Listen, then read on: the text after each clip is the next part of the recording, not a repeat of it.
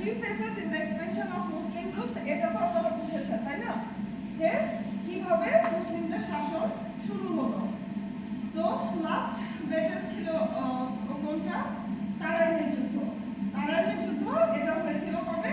1191-এ। তখন হিন্দু শাসক পৃথ্বীরাজ চৌহান কি হয়েছিল? মোহাম্মদ ঘুরির কাছে, মুসলমান শাসক মোহাম্মদ ঘুরির কাছে পরাজিত হয়েছিল। আচ্ছা, এরপর আমরা দেখি অ্যারাউন্ড 1243 to 44 রেসিডেন্ট অফ লাখনৌতি। আচ্ছা, এটা বলি, এরপরে 1243 ধরে নেওয়া হয় যে 1243 to 44 এই সময়কালে একটা লখনৌতি এলাকার ইন্ডিয়ার এটা একটা জায়গা, এইটার অধিবাসীদের মধ্যে একটা রিউমার ছড়ানো ছিল, মানে একটা স্টোরি ছড়ানো ছিল। স্টোরিটা কি? স্টোরিটা ছিল যে সবার মুখে মুখে এই স্টোরিটা ছিল যে এই অনেক বছর আগে এই উপমহাদেশে অনেক দূর থেকে মানে কিছু অশ্বারোহী বাহিনী বলতে কি বোঝায়? অশ্বারোহী বাহিনী ঘোড়ায় করে যে যুদ্ধে আসে সৈন্যরা, সেটাকে বলা হয় অশ্বারোহী বাহিনী। আপনারা এগুলো দেখেন না ইয়েতে, ঐতিহাসিক মুভি টুভি দেখেন না আপনারা? আচ্ছা, এখানে বলেছে around 1243 to 44 residents of Lucknow mentioned about dramatic events held there 44 years earlier. মানে এই অধিবাসীদের মুখে মুখে একটা রিউমার ছিল যে 44 years earlier কিছু একটা ঘটেছিল। তো এখন আমরা জানবো what actually happened that time. সেই টাইমে যেটা ঘটেছিল, Turkish Cavalry Britain down the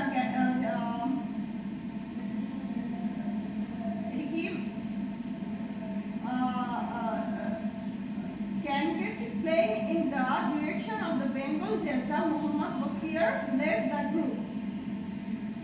গাঙ্গেয় সমতল ভূমিতে, বদ্বীপে গাঙ্গেয় সমতল ভূমিতে বখতিয়ার খিলজির নেতৃত্বে একটা টার্কিশ ক্যাভালরি ব্রিগেড, মানে টার্কিশ অশ্বারোহী বাহিনী কার নেতৃত্বে? বখতিয়ার খিলজির নেতৃত্বে গাঙ্গেয় সমতল ভূমিতে চলে আসে। কিসের? বদ্বীপে। আমাদের এই যে বাংলাদেশ ইন্ডিয়ার সম্পর্কে কি একটা বদ্বীপ না? তো এখানে চলে আসে কার নেতৃত্বে? বখতিয়ার খিলজির নেতৃত্বে। কোথা থেকে আসে? সুদূর তুরস্ক থেকে আসে। তো সেটাই বলেছে। এবং ওই টাইমে এই ঘটনাটা কি 1243 to 44 এর 44 বছর আগে, ওই সময়কালের আবার 44 বছর আগের ঘটনা। সেটা 1204 আসে। তো সেই টাইমের ঘটনা এই লখনৌতির অধিবাসীদের মুখে মুখে ছিল। তারপরে কি? দে ওভাররেড vulnerable Buddhist monsters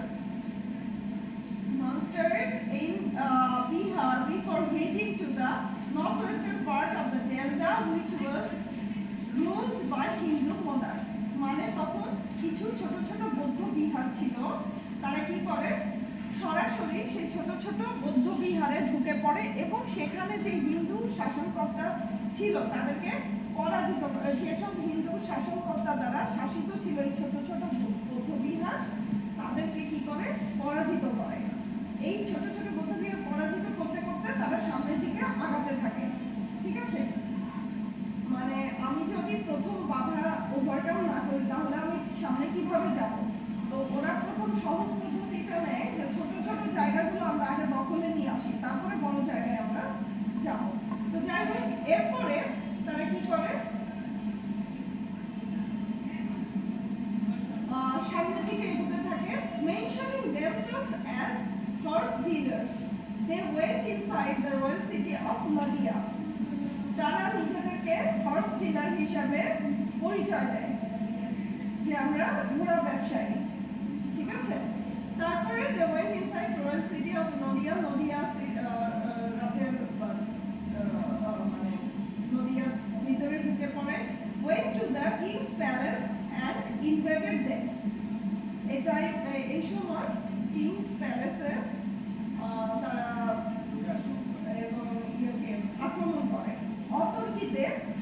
প্রাসাদে হানা দেয় এবং আক্রমণ করে, তখন হিন্দু মনার্ক কি করে, escaped from the back door abandoning his kingdom because তার পালানো ছাড়া কোনো উপায় ছিল না, কারণ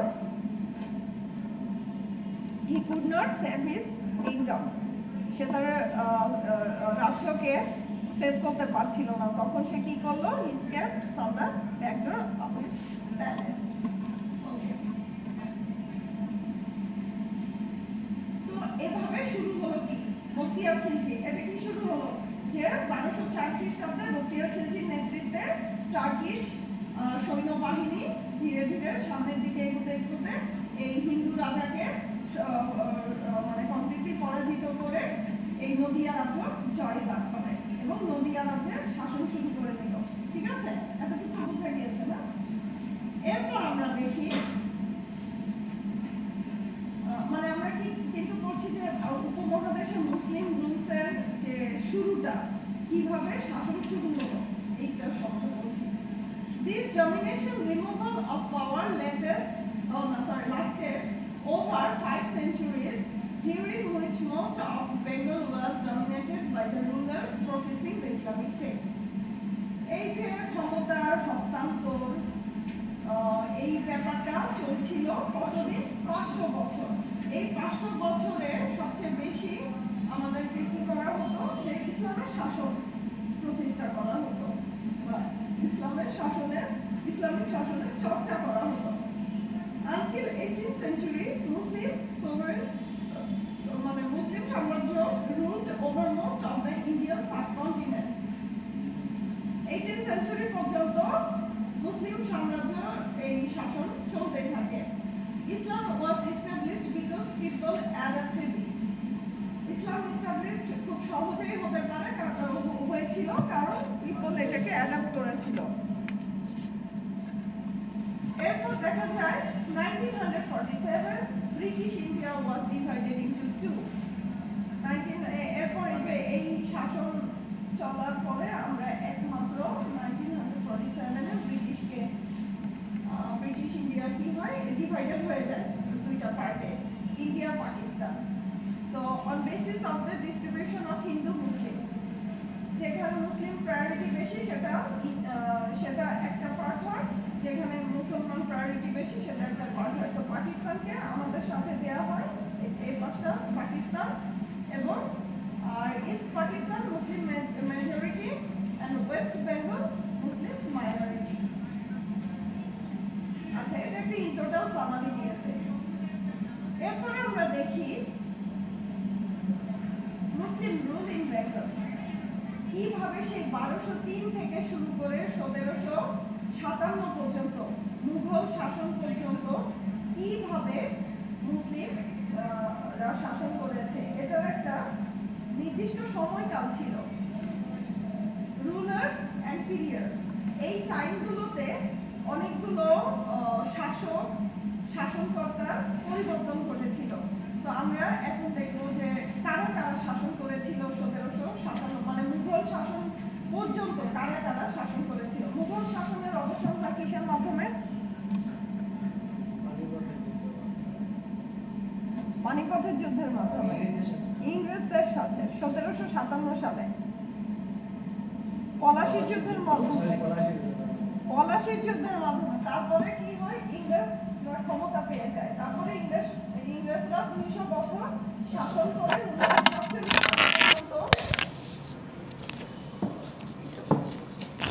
1947 সাল পর্যন্ত তারা 1947 সাল পর্যন্ত তারা স্টে করার পরে বিতাড়িত হয়। আচ্ছা, এখন আমরা দেখি প্রথম রুলার্স ছিল কে? বখতিয়ার খিলজি 1203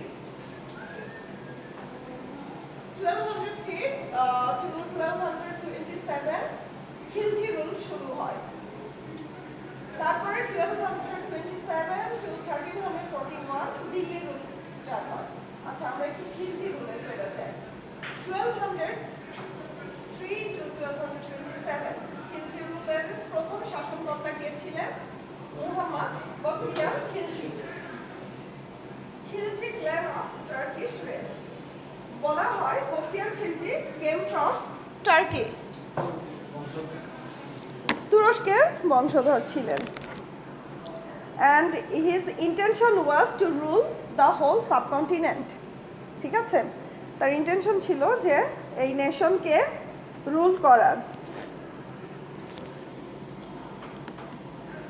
আচ্ছা, তো প্রথম আসে Khilji first came to power, conquer Nadia and went to Lakhnauti and made it his capital.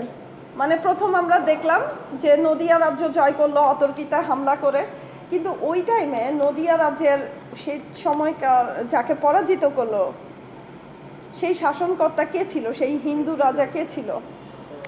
Shashanka.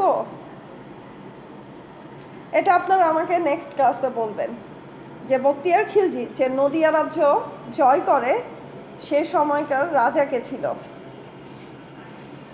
Maybe Shashanka. আচ্ছা, তো কনকর্ড নদিয়া এবং লখনৌতিকে কি করে তার ক্যাপিটাল? পাল বংশ ছিল না, শেষে কারা ছিল? পালরা না? আচ্ছা, আমরা ওয়ান বাই ওয়ান পড়তে পড়তে যাব।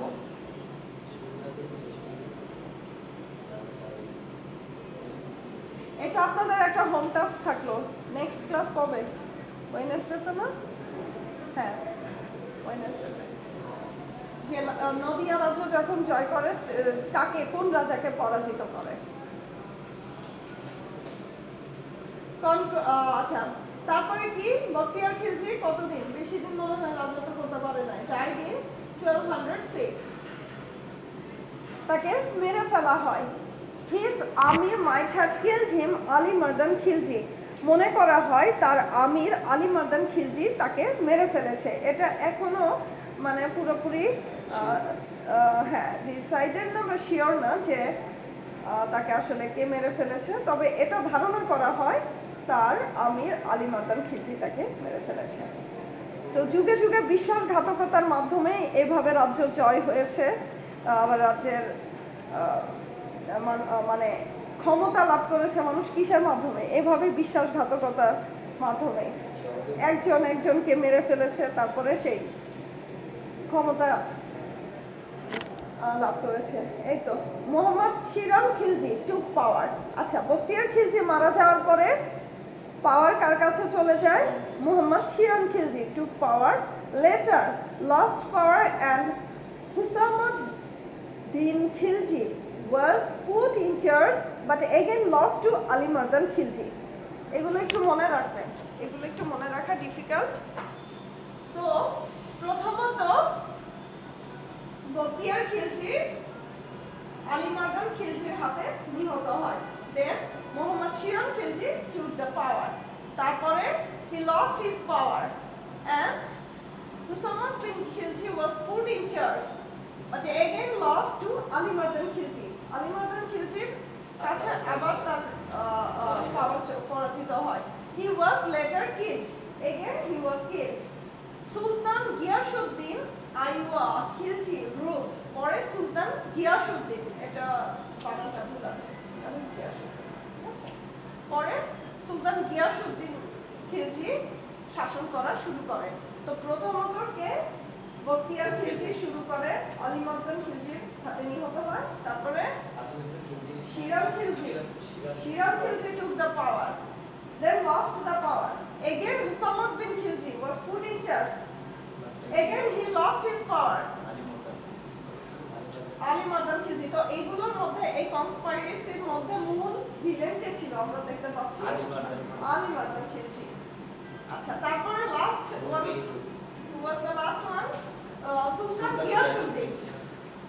সুলতান গিয়াসুদ্দিন খিলজি। এটা গেল খিলজি রুলস। কত বছর পর্যন্ত ছিল? 1203 to 1227 খিলজি রুল শেষ। এরপরে যেটা আসে Delhi rule. Delhi rule start হয় 1227 to 1341।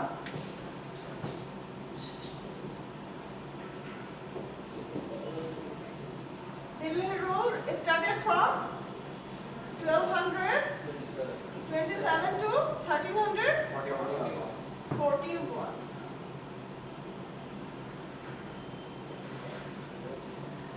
Power passed to Delhi and ruled for 60 years. Two governors. এই দিল্লি রুলার সময় দুইজন গভর্নর থাকে। Power passed to Delhi. Khilji ruler পরে ক্ষমতা হস্তান্তর হয় দিল্লিতে। মুকিদউদ্দিন ইউজবেক 1255 AD showed power and lost his life in his Kamrup Assam expedition. মানে কামরূপ আসামের একটা এলাকা, মানে এখানে একটা যুদ্ধ হয়, ঠিক আছে? এই যুদ্ধে মুকিদউদ্দিন ইউজবেক কি করে, লস্ট হিজ লাইফ। এই যুদ্ধে উনি মারা যান এবং খুব কম সময় ক্ষমতায় থাকেন। মুকিদউদ্দিন তুঘরাল ওয়াজ কিল্ড লেটার। এরপরে মুকিদউদ্দিন তুঘরাল আসে, এগুলো আমি এখনই স্লাইডে দিয়ে দিব। মুকিদউদ্দিন তুঘরাল তারপরে কি করে, ক্ষমতায় আসেন। তারপর সুলতান গিয়াসউদ্দিন বালবন ফট এগেইনস্ট তুঘরাল। যখন মুকিদউদ্দিন ইউজবেক মারা যায় তখন মুকিদউদ্দিন তুঘরাল ক্ষমতায় আসেন এবং তাকে আবার তার সাথে যুদ্ধ করে কি বালবন। এই ফাইটে কে হেরে যায়, তুঘরাল হেরে যায়। দেন বুগরা খান 1300 সালে ক্ষমতায় আসে। শামসুদ্দিন ফিরোজ শাহ, তারপর বুগরা খানের পরে শামসুদ্দিন ফিরোজ শাহ 1332 আসে। সুলতান মুহাম্মদ বিন তুগলক লাস্ট ছিল কি, সুলতান মুহাম্মদ বিন তুগলক আপ টু 1341।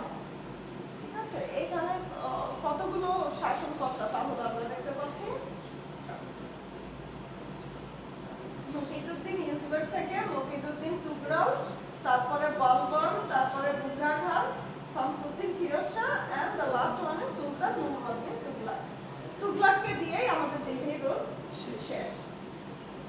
এখন আসে ইলিয়াস শাহী ডাইনেস্টি। ইলিয়াস শাহী ডাইনেস্টি শুরু হয় 1342 থেকে 1430। Ilyas Shah was the first ruler of the Ilyas Shahi dynasty. 400 years restraint in power establishment was paid. Ilyas Shahi dynasty 400 বছর আর থাকে। মুসলিম পপুলেশন ইনক্রিজড। এই শাসনটা সবচেয়ে বেশি ইফেক্টিভ ছিল, মানে এটা সবচেয়ে ফলপ্রসূ একটা শাসন ব্যবস্থা ছিল মুসলিম জাতির ভিতরে। হ্যাঁ, এই সময় অনেক বেশি মুসলিম পপুলেশন ইনক্রিজড করে। First Muslim sultan to appoint Hindu generals in his army. এই ইলিয়াস শাহ হচ্ছে সর্বপ্রথম মুসলিম সুলতান যে কিনা অন্য ধর্মের, মানে অন্য ধর্মের দিকেও সে ক্ষমতায় দানে কোনো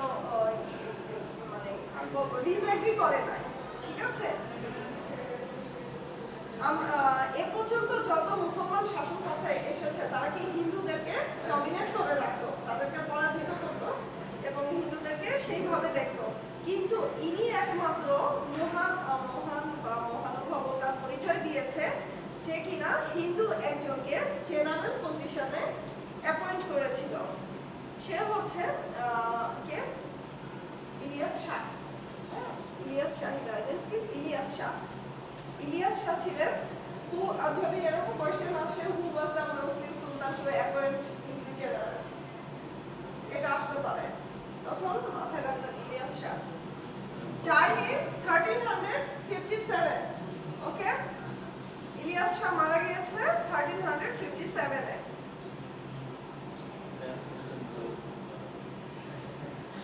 আচ্ছা, আমি পড়াতে পড়াতে কিন্তু কোয়েশ্চেন আলোচনা বলে ফেলবো, ঠিক আছে? তারপর লেকচার খেয়াল করবেন। আচ্ছা, 1400 জালালউদ্দিন, আজকে জালালউদ্দিন পর্যন্তই থাক, এরপরে মাথায় থাকবে না, মাথার উপর দিয়ে চলে গেল। আচ্ছা, লাস্ট ওয়ান এটা করি যে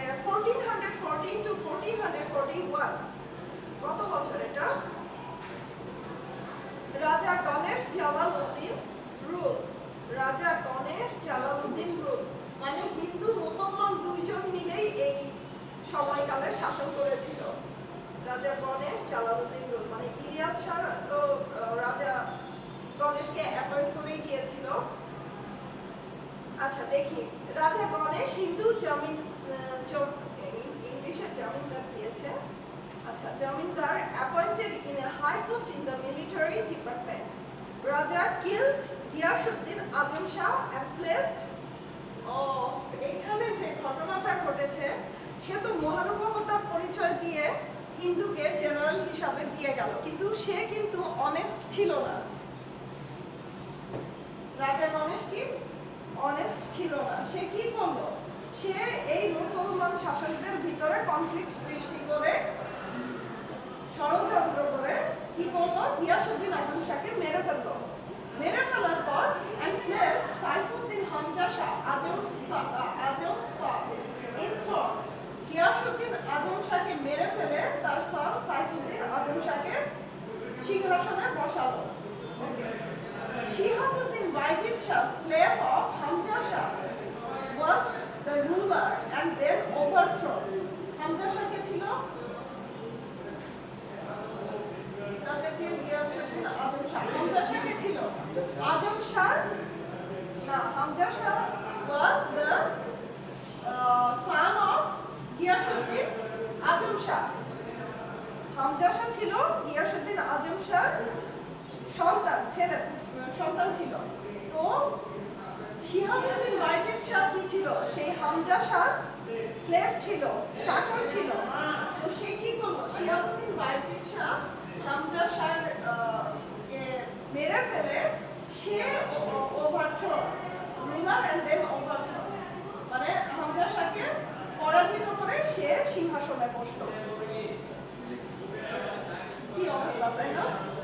আজম শাহ ছেলে ছিল হামজা শাহ, হামজা শাহ চাকর ছিল শিহাবুদ্দিন বাইজিদ শাহ। সে তাকে মেরে ফেলে সে সিংহাসনে চাকর। বাইজিদ শাহ ছেলে Alauddin Firoz Shah. Shihabuddin Bayezid Shah, slave of Hamza, was the ruler and then overthrow. Hamza Shah চাকর ছিল শিহাবুদ্দিন বাইজিদ শাহ। সে হামজা শাহের মানে তারপরে সে সিংহাসনে বসলো। His son Alauddin Firoz Shah was the ruler by Ganesh. এরপরে আবার তার son আলাউদ্দিন ফিরোজ শাহ, এটা কি শিহাবুদ্দিন বাইজিদ শাহর পুত্র, আবার কি করলো? was the ruler by Ganesh। গণেশের মাধ্যমে, রাজা গণেশের মাধ্যমে আবার ফিরোজ শাহর ছেলে রুলার হলো। Later Islam was